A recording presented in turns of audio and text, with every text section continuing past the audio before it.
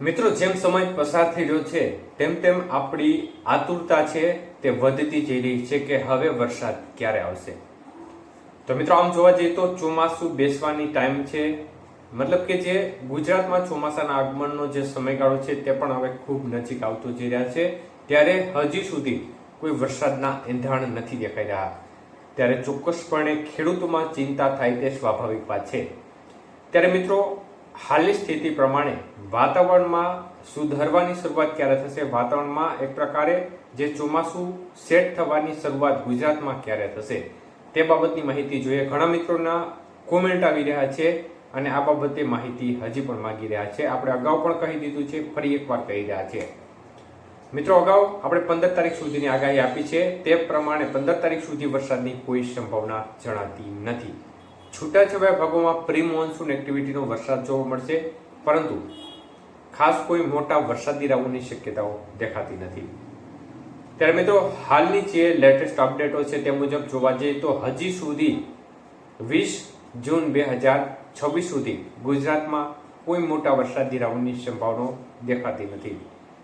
ત્યારે મિત્રો, ખાસ કરીને હાલની સ્થિતિ પ્રમાણે જોવા જઈએ તો ગુજરાતમાં ધીમે ધીમે જે વાતાવરણ છે તે 22 તારીખ પછીથી સેટ થવા લાગશે. મતલબ કે 22-23 તારીખ આજુબાજુથી જે ચોમાસાને યોગ્ય વાતાવરણ હોય તે પ્રકારનું વાતાવરણ સેટ થતાની સાથે જ વરસાદની ગતિવિધિ વધવા તરફ રહેશે. પરંતુ હાલની સ્થિતિ પ્રમાણે જોવા જઈએ તો અત્યારે ગુજરાતમાં જે પ્રકારની પ્રી મોન્સૂન એક્ટિવિટી હોવી જોઈએ તે પ્રકારની પ્રી મોન્સૂન એક્ટિવિટીનો વરસાદ જોવા મળી રહ્યો નથી. ચોમાસું સ્વાભાવિક રીતે આપણે જોઈએ તો મહારાષ્ટ્ર સુધી પહોંચી ગયું છે, અને જ્યારે મહારાષ્ટ્ર સુધી ચોમાસું પહોંચી જતું હોય છે ત્યારે ગુજરાતમાં પ્રી મોન્સૂન એક્ટિવિટીનો વરસાદ પણ ચાલુ થઈ જતો હોય છે. પરંતુ આ વખતે પરિસ્થિતિ તદ્દન વિપરીત જોવા મળી રહી છે અને મહારાષ્ટ્ર સુધી ચોમાસું પહોંચ્યા છતાં ગુજરાતના ભાગોમાં ના બરાબર વરસાદની ગતિવિધિ અત્યારે જોવા મળી રહી છે. મતલબ કે અત્યારે તો છેલ્લા 2-3 દિવસથી તો ખાસ કોઈ મુવમેન્ટ જોવા મળી જ નથી ગુજરાતમાં, પરંતુ હવે આગામી દિવસોમાં ધીમે ધીમે થોડી છૂટાછવાયા ભાગોમાં પ્રી મોન્સૂન એક્ટિવિટી જોવા મળી શકે છે. જોકે એ વિસ્તાર પણ ખૂબ ઓછા હશે.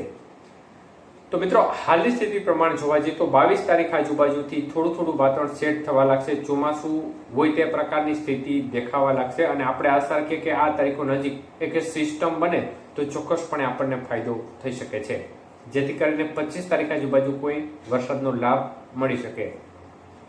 તો મિત્રો, લાંબા ગાળાના મોડેલો મુજબની અપડેટ આપણે અત્યારે આપી છે, એટલે ખેડૂત મિત્રોએ જેમને પિયતની સગવડ હોય તે વાવેતર કરે અથવા તો ઉતામળા ના થાય, કારણ કે હજી વરસાદ માટે લગભગ 10-15 દિવસ જેટલી રાહ પણ જોવી પડી શકે છે. એટલે ખાસ અત્યારે મોંઘા બિયારણો હોય છે તો આ બાબતનું ખાસ ધ્યાન રાખીને વાવેતર કરવું. જેમને પિયતની સગવડ હોય તે ચોક્કસપણે વાવેતર કરી શકે, કારણ કે જો થોડી ખેંચ પડે અને પિયતની જરૂર પડે અને આપણી પાસે પાણી ના હોય તો આ સંજોગોમાં આપણા જે બિયારણ છે તે બગડતું હોય છે. એટલે આ બાબતનું ખાસ ધ્યાન રાખીને વાવેતર કરવું.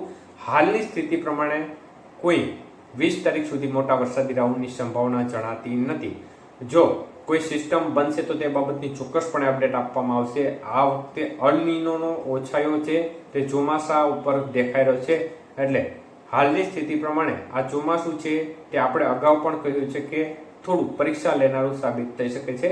પરંતુ એવું પણ નથી કે સાવ વરસાદ આખા ચોમાસામાં નહીં થાય, કારણ કે આપણે જોયું છે કે કુદરત ધારે તો એક રાઉન્ડ છે તે સમગ્ર વર્ષનું ચિત્ર બદલી દેતું હોય છે.